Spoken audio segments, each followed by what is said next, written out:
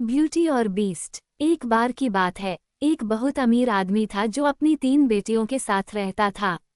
2 बड़ी बेटियां उन लोगों पर हंसती थीं जो उनके जैसे अच्छे कपड़े नहीं पहनते थे। अगर वे किसी बॉल पर नहीं जा रही होती, तो वे घर ले जाने के लिए जितने अच्छे कपड़े और टोपियां खरीद सकती थीं, खरीद लेती थीं। सबसे छोटी बेटी ब्यूटी को सबसे ज्यादा पढ़ना पसंद था। कोई भी तुम्हें नहीं चाहेगा, उसकी 2 बड़ी बहनें बोलीं और वे हंस पड़ीं। अपने बालों को देखो, तुम किसी नौकरानी जैसी दिखती हो। ब्यूटी को समझ नहीं आया कि वे उससे बुरे तरीके से क्यों बात कर रही थीं, लेकिन उसने कुछ नहीं कहा। एक दिन पिता को एक बहुत बुरी खबर मिली। उसने अपना सारा पैसा एक जहाज पर खर्च कर दिया था जिसे उसने व्यापार के लिए समुद्र में भेजा था। अब उसे पता चला कि जहाज गायब हो गया है। उस पर मौजूद हर चीज खो गई थी। अचानक अमीर पिता जितना गरीब हो सकता था, उतना गरीब हो गया।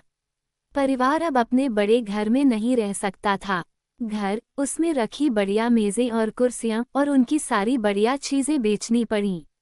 पिता के पास जंगल में एक छोटी सी झोपड़ी बची थी, इसलिए उन्हें और उनकी 3 बेटियों को वहां जाना पड़ा। जंगल में झोपड़ी में रहना बहुत मुश्किल काम था। हर दिन आग जलानी पड़ती थी, खाना पकाना पड़ता था, जगह साफ करनी पड़ती थी, बगीचे की देखभाल करनी पड़ती थी और जब कोई चीज टूट जाती थी तो उसे ठीक करना पड़ता था। अब चूंकि परिवार गरीब था, तो आप सोच सकते हैं कि 2 बड़ी बहनें घर के कामों में मदद करती होंगी। फिर से सोचें, वो बहुत ही गड़बड़ लग रही है, उन्होंने ब्यूटी की ओर नाक भान सिकोड़ते हुए कहा। उसे हमारी सेवा करनी चाहिए। और इसलिए ब्यूटी ने सारा कठिन काम किया। और फिर अच्छी खबर, पिता का जहाज किनारे पर आ गया। बेटियों, खुश पिता ने कहा, मैं शहर जा रहा हूँ। बताओ मैं तुम्हारे लिए क्या बढ़िया उपहार ला सकता हूँ। मेरे लिए सबसे बढ़िया दुकान से सबसे बढ़िया पोशाक लाओ, सबसे बड़ी बहन ने कहा। मुझे भी ऐसी ही एक पोशाक चाहिए, बीच वाली बहन ने कहा। और तुम, ब्यूटी, उसने कहा, मुझे बस एक गुलाब चाहिए, पिताजी। क्या तुम उस पर विश्वास कर सकते हो? बड़ी बहन ने कहा। क्या मूर्ख है, बीच वाली बहन ने कहा। वे दोनों हंस पड़े। लड़कियां, पिता ने कहा, अगर ब्यूटी यही चाहती है, तो मैं उसके लिए यही लाऊंगा। पिता घर जा रहे थे जब उन्होंने सोचा, मैं ब्यूटी के लिए गुलाब के बारे में भूल गया। अचानक आसमान काला हो गया। ओह प्रिय, उन्होंने कहा, एक तूफान आ रहा है। कुछ ही देर बाद आसमान से तेज बारिश होने लगी। भीगे हुए और थके हुए पिता ने दूर से एक रोशनी की झलक देखी। वह रोशनी के करीब गया, उम्मीद कर रहा था कि शायद कोई जगह होगी जहां वह रात को रुकने के लिए कह सकता है। जब वह करीब गया, तो उसने एक बड़ा महल देखा जिसकी सभी खिड़कियों में मोमबत्तियां जल रही थीं।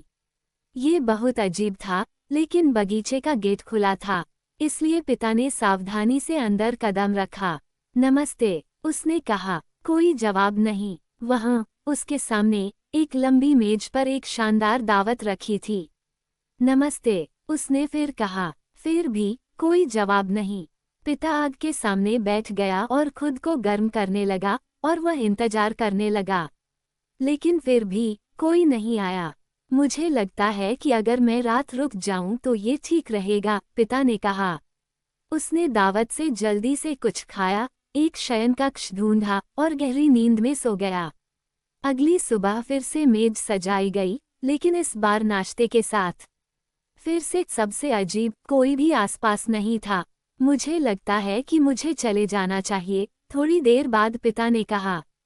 बाहर निकलते समय वह एक गुलाब के बगीचे से गुजरा।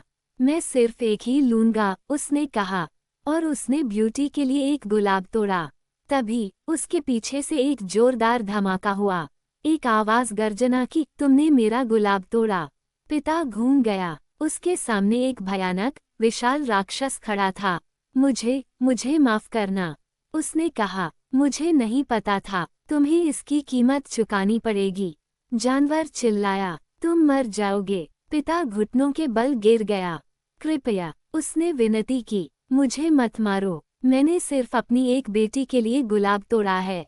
ओह, तो तुम्हारी बेटियां हैं, जानवर ने कहा। हम ठीक है, अगर उनमें से कोई यहाँ इस महल में आकर रहने लगे तो तुम आज़ाद हो जाओगे। अगर नहीं तो तुम्हें 3 महीने में वापस लौटना होगा और अपनी सज़ा भुगतनी होगी। जब पिता घर पहुंचा तो ब्यूटी को पता चल गया कि कुछ गड़बड़ है। क्या हुआ पिताजी? उसने कहा। ओह कुछ नहीं, उसने कहा, लेकिन वह जानती थी कि यह सच नहीं है।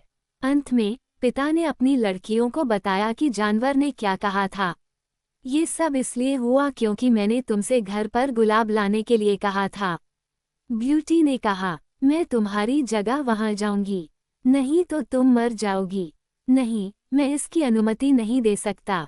पिता ने कहा, मैं बूढ़ा हो गया हूँ और मेरे पास जीने के लिए ज्यादा समय नहीं है। तुम जवान हो, तुम्हें मेरे लिए ऐसा नहीं करना चाहिए। लेकिन ब्यूटी ने अपना मन नहीं बदला और 2 दिन बाद पिता ब्यूटी को उस महल में ले गया जहाँ जानवर रहता था। तो ये तुम्हारी बेटी है? ब्यूटी को देखते हुए जानवर ने कहा। हाँ, उसने कहा, मैं यहाँ रहूंगी और इसका मतलब है कि मेरे पिता जाने के लिए स्वतंत्र हैं। यही तुमने कहा था। हाँ, जानवर ने कहा। दिन लंबे थे और ब्यूटी के पास महल में बात करने के लिए कोई नहीं था। हर रात 9 बजे बीस्ट डिनर के लिए आता था। पहले तो वह केवल बड़बड़ाता था और वह कुछ नहीं कहती थी। आखिरकार कैदी बनना आसान नहीं था, चाहे वह महल में ही क्यों न हो। फिर एक बार डिनर पर उसने थोड़ा मजाक किया और वह मुस्कुराई। एक और बार उसने कोई टिप्पणी की और उसने उसकी आंखों में देखा। उसके बाद वह उससे उसके दिन के बारे में पूछता और वह उसे बताती। उसके कुछ समय बाद ब्यूटी महल के उस हिस्से में पहुंची जिसे उसने पहले कभी नहीं देखा था। एक दरवाजे पर एक बोर्ड लगा था, ब्यूटी का कमरा। दरवाजा खुला था। कमरे के अंदर छत तक किताबों की अलमारियां, एक पियानो और बढ़िया कपड़ों की एक अलमारी थी जो बिल्कुल उसके साइज की थी। अब डिनर पर बात करने के लिए बहुत कुछ था। एक रात डिनर के अंत में बीस्ट ने कहा, ब्यूटी, मैं तुमसे प्यार करता हूँ। क्या तुम मुझसे शादी करोगी? ब्यूटी चौंक गई। बीस्ट, तुम मेरी सबसे अच्छी दोस्त हो, उसने कहा, लेकिन कृपया समझो, मैं नहीं चाहता कि तुम मुझसे शादी करो। फिर भी बीस्ट ने डिनर के बाद उससे बार बार यही सवाल पूछा और हर बार ब्यूटी ने एक ही बात कही। एक रात बीस्ट ने कहा, ब्यूटी, अगर तुम मुझसे शादी नहीं करोगी तो मैं तुम्हें खुश करने के लिए क्या कर सकता हूँ? अगर तुम्हें जानना ही है, उसने कहा, तो मेरे पिता से मिलना होगा। मुझे उनकी बहुत याद आती है। अगली रात बीस्ट ने ब्यूटी को 2 जादुई चीजें दी, एक जादुई दर्पण और एक जादुई अंगूठी। अगर तुम अपने पिता को देखना चाहते हो, उसने कहा, जादुई आईने से कहो कि वह तुम्हें दिखाए। अगर तुम घर वापस जाने के लिए तैयार हो तो अपनी उंगली पर जादुई अंगूठी को 3 बार घुमाओ और आईने से कहो कि वह तुम्हें वहां ले जाए। जब यहाँ महल में वापस आने का समय हो तो अंगूठी को 3 बार और घुमाओ और आईने से कहो कि वह तुम्हें वापस ले आए। लेकिन 1 हफ्ते से ज्यादा के लिए मत जाना, नहीं तो मैं दुख से मर जाऊंगा। ब्यूटी सहमत हो गई। जब वह अपने कमरे में वापस आई तो उसने जादुई आईने में देखा और अपने पिता से मिलने के लिए कहा। और वहां वह बिस्तर पर था और इतना बीमार दिख रहा था कि वह मर सकता था। डर के मारे ब्यूटी ने अपनी उंगली पर 3 बार अंगूठी घुमाई। कृपया जादुई आईना, उसने कहा, मुझे अभी घर ले चलो। और वह वापस आ गई। आह, कितनी खुशी हुई जब उसके पिता ने ऊपर देखा और ब्यूटी को देखा। उनके बीमार होने का एक बड़ा कारण ये जानना था कि ब्यूटी महल में फंस गई थी, ये सब उसके कारण था। ब्यूटी अपने पिता के बिस्तर के पास घंटों रही।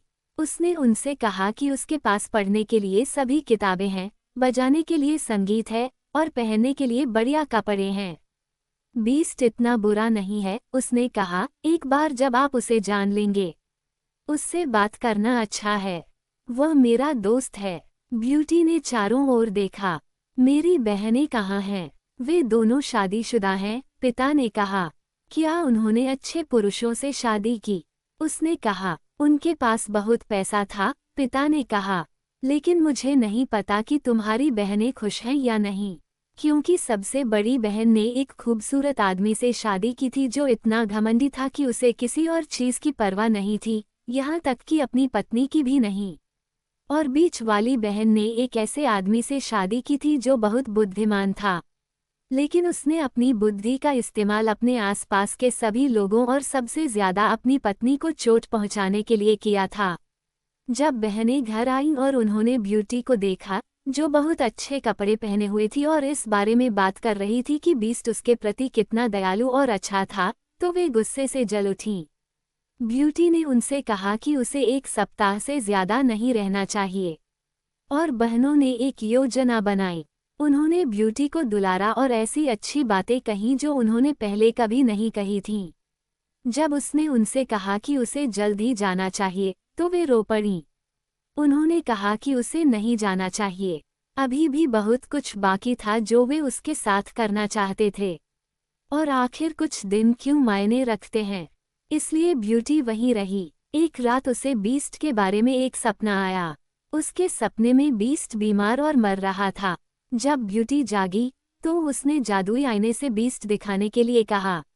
आईने में वह गुलाब के बगीचे में लेटा हुआ था, इतना बीमार दिख रहा था कि वह मर जाएगा।